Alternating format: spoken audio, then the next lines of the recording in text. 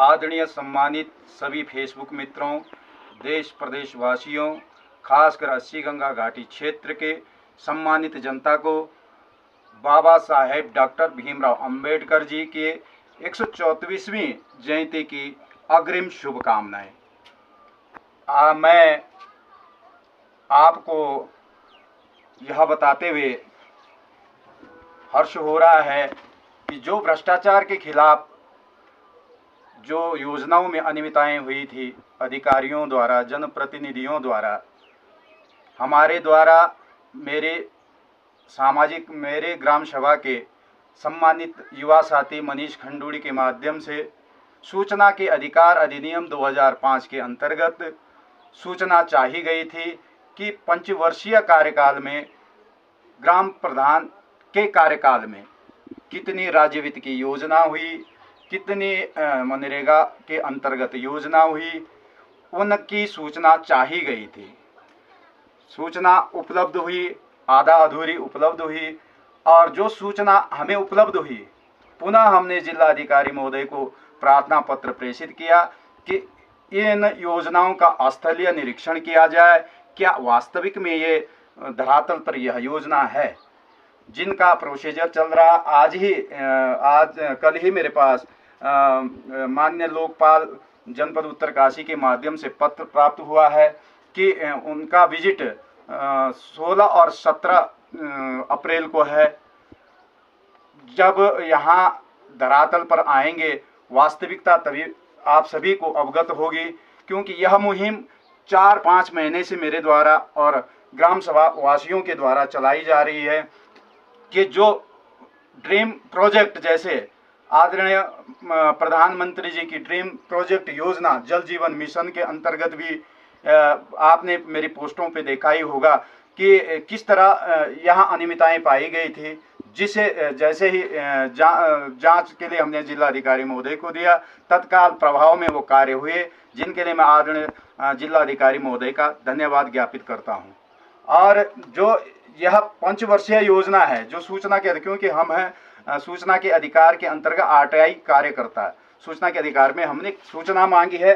लोक सूचना अधिकारी 3 थे, लोक सूचना अधिकारी खंड विकास अधिकारी भटवाड़ी, लोक सूचना अधिकारी ग्राम पंचायत गजोली, लोक सूचना अधिकारी ग्राम विकास अधिकारी गजोली, तीनों ने हमने 27 बिंदुओं में जो सूचना के अधिकार के अंतर्गत जवाब मांगा था, सबने अपने प्रत्येक योजना में अलग अलग मत दिया। कोई कहते हैं कि यह योजना धरातल पे हो रखी है, इसकी धनराशि आहरित हो रखी है और कार्य हो रखा है।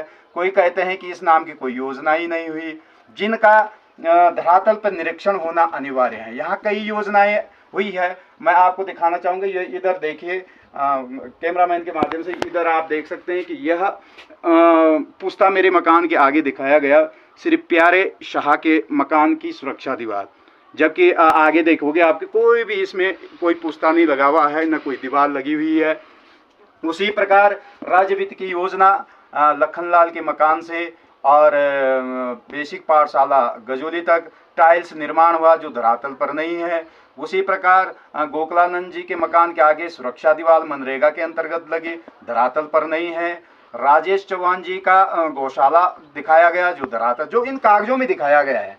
ऐसी कई अनगिनत योजनाएं हैं जो धरातल पर नहीं हुई, जिसकी जांच होनी अत्यंत आवश्यक है। और जो कर्मचारी इसमें लिप्त पाए जाएंगे तो मुझे विश्वास है जो आदरणीय लोकपाल एजेंसी द्वारा जो जांच की जाएगी वो निष्पक्ष होगी, ग्राम सभा के सामने पारदर्शिता होगी, और जनपद उत्तरकाशी के लिए एक सीख बनेगी कि भविष्य में अगर कभी कोई प्रधान बनता है, अगर कोई अंगूठा छाप भी बनेगा और बनेगा, जो प्रधान चाहे अंगूठा छाप भी बनेगा, मेरे कहने का मतलब है कर्मचारी अपने कर्तव्यों का निर्वाह ईमानदारी पूर्वक करेंगे। क्योंकि जिस तरह यहाँ भ्रष्टाचार कई योजनाएं चढ़ी, ये बिना जेई, बिना अवर अभियंता, ग्राम विकास अधिकारी, ग्राम पंचायत अधिकारी के माध्यम से नहीं होता है। ऐसी कई योजनाएं हैं जो अब जांच का विषय है, जांच आने वाली है। आपने कई बार मेरी वीडियो देखी होगी, मैंने पुरजोर प्रयास किया इस मुहिम को उठाने के लिए, पर क्या करें, एक हंसी आती है। जो भ्रष्टाचारी हैं कुछ दिनों से मेरा उत्पीड़न कर रहे थे। उत्पीड़न कहें तो मुझे फंसाने का कई न कई तरीके से प्रयास किया जा रहा था। कभी मेरा जो मैंने एक बार स्पेशल कंपोनेंट प्लांट के माध्यम से एक वाहन लिया था रोजगार के लिए, जो 2013 और 14 के बीच में बैंक के माध्यम से ही थाने में खड़ी हुई और उन्हीं के माध्यम से नीलामी हुई। उनका और मैं बैंक बनाम रुकमन शाह के नाम से यह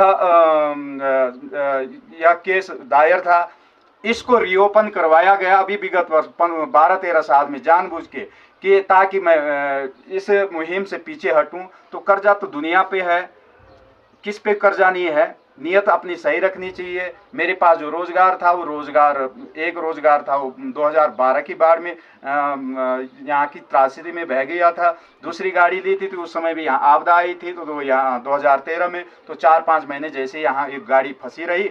उसके बाद जैसे ही खुली तो बैंक मैनेजर द्वारा थाने में खड़ी करवाई गई और पिछले ही वर्ष उसकी नीलामी की गई, जिसका पैसा भी बैंक को और या थाने में उनके पास ही है। अब वह केस हमारा चल रहा था और उसके लिए जब मुझ पे पहले तो प्रलोभन दिया गया उन भ्रष्ट अधिकारियों के माध्यम से, किसी रेपुटेशन व्यक्ति के माध्यम से, जिसका मैं नाम नहीं लेना चाहता हूं, उनके माध्यम से फोन करवाया जाता है कि हमारे ग्राम विकास अधिकारी को किसी भी हालत में बचाओ। मैंने कहा ये मैं कौन बचाने वाला होता हूं। अगर उन्होंने गलत किया है तो वह फेस करें और जो उन्होंने अनियमितताएं की होगी वो शासन प्रशासन अपने आप उस पर कार्रवाई सुनिश्चित करेगी।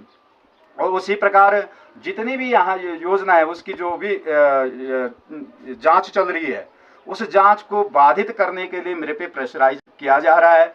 बल्कि मेरे जैसे कि आप कल ही ये चिट्ठी उपलब्ध हुई कि आदरणीय लोकपाल के माध्यम से अवगत हुआ है कि उनके माध्यम से जांच में 16 और 17 अप्रैल को आना है और मेरी तारीख कोर्ट में 15 को लगाई गई। क्या पता मैं न्यायिक हिरासत में भी जा सकता हूं 14 दिन के लिए, क्योंकि जिस तरह का ये, ताकि मैं यहाँ उपलब्ध न रहूं।